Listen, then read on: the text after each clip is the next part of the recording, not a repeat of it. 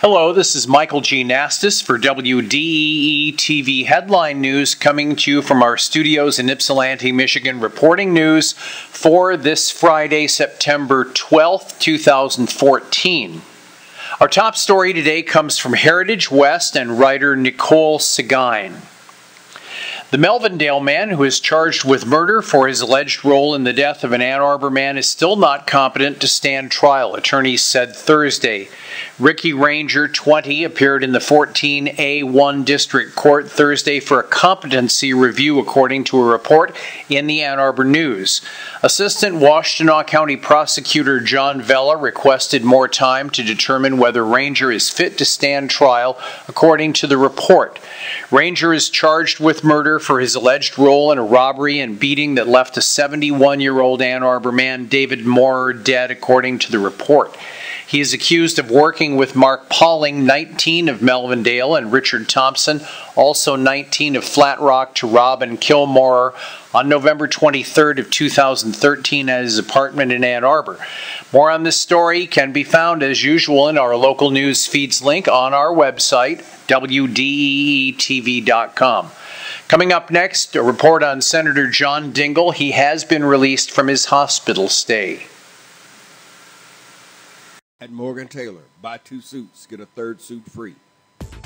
Morgan Taylor is located at 133 West Michigan Avenue in Ypsilanti. Clothing and accessories for men, women, and children at Morgan Taylor. Open Monday through Saturday, 10 a.m. to 6 p.m. Call 734-221-0296. Ask about layaways and in-store financing. At Morgan Taylor, buy 2 suits, get a 3rd suit free. We're back with more WDEE TV Headline News, coming to you from our studios here in Ypsilanti, Michigan. And our next story today comes from the Detroit News and writer David Shepardson. U.S. Representative John Dingell, the longest-serving member of Congress, was released Thursday from Henry Ford Hospital after he was admitted with an infection.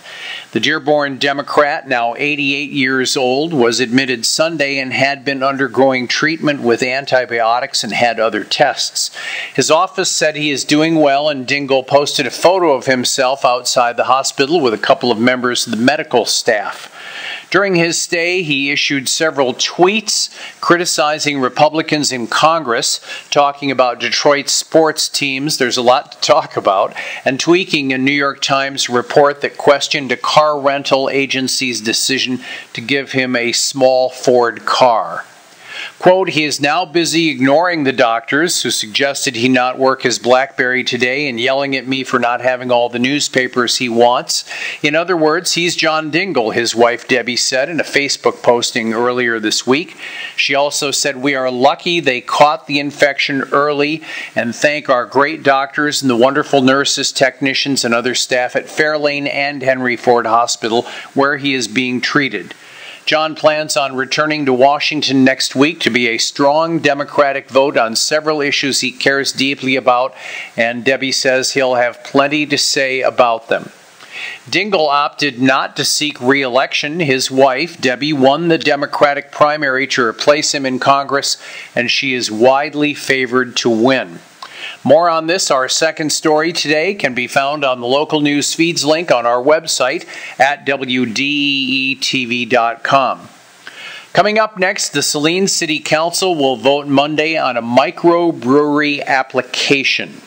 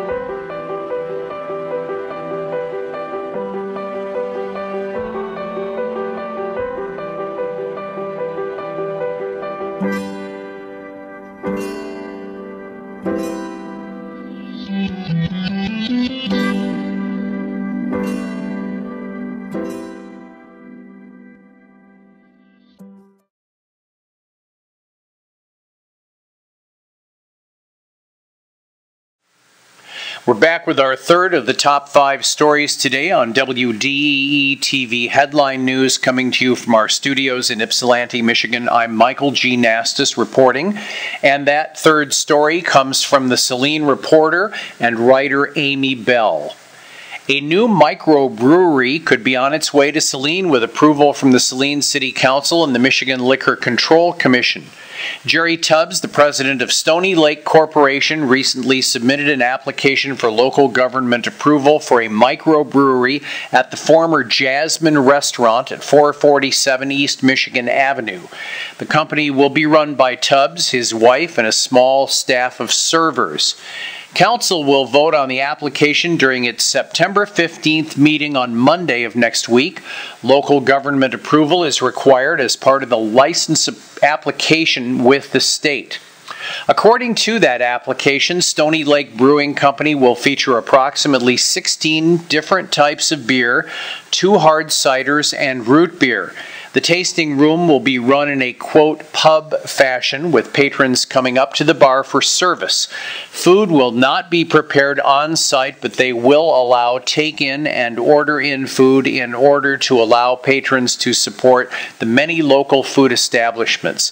The business plans on being open to the public from 4 p.m. to 12 midnight. The group is applying for a new microbrewer license, a small wine maker license, and a small distiller license.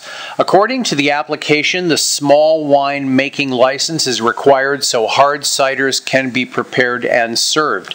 The small distiller license is for future possible use and is a common add-on to a microbrewer license application. More on this bubbling story can be found on our local news feed link on our website at WDEETV.com. Cheers. Coming up next, decorations for a Washtenaw County deputy and his canine partner. At Morgan Taylor, buy 2 suits, get a 3rd suit free. Morgan Taylor is located at 133 West Michigan Avenue in Ypsilanti. Clothing and accessories for men, women, and children at Morgan Taylor. Open Monday through Saturday, 10 a.m. to 6 p.m. Call 734-221-0296. Ask about layaways and in-store financing. At Morgan Taylor, buy 2 suits, get a 3rd suit free. We're back with WDEE TV Headline News for this Friday, September 12th, 2014, and my thanks to my producers Tony D. and yesterday Ray B. We're here in Ypsilanti, and our 4th story comes from Heritage West and writer Ben Baird. A county sheriff deputy and his dog partner have been awarded a Catch of the Quarter award in recognition of them successfully tracking down a probation absconder in a heavily wooded and overgrown area. The award was presented to Deputy Gerard Vessel and police service dog Karn by the United States Police Canine Association, according to an update from the Washtenaw County Sheriff's Office. The case that they are being recognized for occurred around 6 p.m. May 31st. Sheriff Deputy Jeremiah Richardson attempted to take a probation absconder into custody. He fled into an area adjacent to Ford Lake in Ypsilanti Township. Richardson pursued but lost track of him in the undeveloped area, according to the sheriff's office. Vissel and Karn responded to a call for assistance from Richardson, and a full description of the suspect and the circumstance was relayed. Then Vissel took dog Karn to the location where the subject was last seen, and Karn was able to locate a scent to track the absconder. Pursuing through an area with short and tall grass and brush, they located some discarded clothing, inspected a few areas, and moved on. They continued up an embankment toward the area of that thick brush and bushes, and Karn, the canine, led sheriff's deputies to the parole absconder, who then gave himself up, according to the sheriff's office. Congratulations to Canine Karn on another successful track and area search, and for being awarded the USPCA's Catch of the Quarter, according to a statement on the county's website. More on this story can be found on our local news feeds link on our website at WDEE TV.com online. And coming up next, our fifth story, Pittsfield Township gears up for the 6th annual Harvest Festival.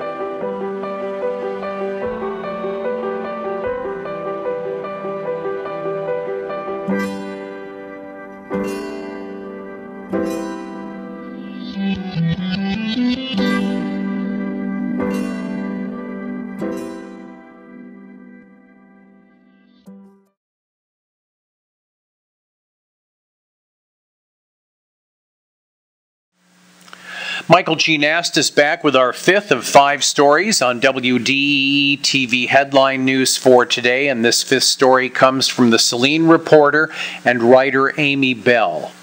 Community members are invited to come out September 21st for the township's annual Harvest Festival. The 6th annual event will take place from 2 to 5 p.m. at the historic Sutherland Wilson Farm at 797 Textile Road, just outside of Ann Arbor on the south side. Activities include performances by the Saline Fiddlers Harmonic Group, Dusty the Cowgirl Clown, face painting, a historical house and building tour, a petting farm, a pumpkin patch, lawn games, and prizes in the straw. Other events include hay rides, a handmade craft sale, live quilting, wood carving, a spinning wheel demonstration, and cornmeal grinding demonstrations. Refreshments will be available at the bake sale and hot dog cart. Those who attend are invited to bring a GPS to learn about the farm buildings through a self-guided tour using geo coordinates. A $5 wristband per family is available for unlimited hay rides and petting farm access. More on this festival and this story can be on our local news feed, where you can check it out on the website at WDEETV.com. Coming up next, WDEE TV Headline Music and Entertainment Weekend Reporting. At Morgan Taylor, buy 2 suits, get a 3rd suit free. Morgan Taylor is located at 133 West Michigan Avenue in Ypsilanti. Clothing and accessories for men, women, and children at Morgan Taylor. Open Monday through Saturday, 10 a.m. to 6 p.m. Call 734-221-0296. Ask about layaways and in-store financing. At Morgan Taylor, buy 2 suits, get a 3rd suit free. We're back with our final segment here at WDEETV.com for this day, and we have weekend headline music and entertainment news to report. We do encourage you to check out and support artists in their endeavors. It's important. Tonight, it's the mighty Lady Sunshine and the X-Band for Unstoppable R&B and Blues at Live in Ann Arbor, and Martin Sexton is at the Ark. The Legacy of Excellence Awards will be given out at the Fellowship Chapel in Detroit. For jazz, vocalist Beth Stalker joins trumpeter Jimmy Smith at Onyx in Royal Oak.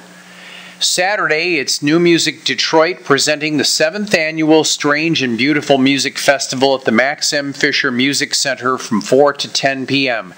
You'll hear 2 world premieres, John Zorn's Trilogy and Ann Arborite Frank Paul's An Imperfect Suite, as well as a Detroit premiere of David Lang's Death Speaks.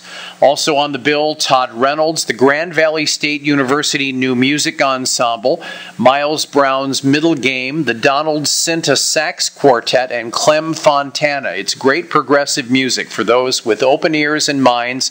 This is one of the great events of the calendar year. Also Saturday, it's a bass bash with classical and jazz students in 6th through 12th grades in the Britton Recital Hall at the School of Music at the University of Michigan at 4 o'clock. It's a roller derby doubleheader at Ann Arbor's Burr Park Ice Rink at 5:30. The 6th annual Motor City Black Age of Comics Convention is at Youthville in Detroit. The 11th annual African Bead Fest is also in Detroit at Dabby's. For music, Saturday, Steve Nardella is at Guy Holleran's in Ann Arbor, and bassist brother Bill Lewis and the Soundbacks play Jerry's Pub in the Irish Hills. Sunday, it's an acoustic open mic night at the Maidstone Theater in Ypsilanti, and next Wednesday, Mambo Marcy Irie hosts a salsa night at Cola in Farmington Hills. A reminder to post your events on Facebook. You will receive coverage with us. And that's WDEE TV Headline News for Friday, September 12th, 2014. Happy birthday to our good friend, sound and lighting expert Dave Bartlebaugh. Have a great weekend and enjoy the beauty of this world. So long, everybody.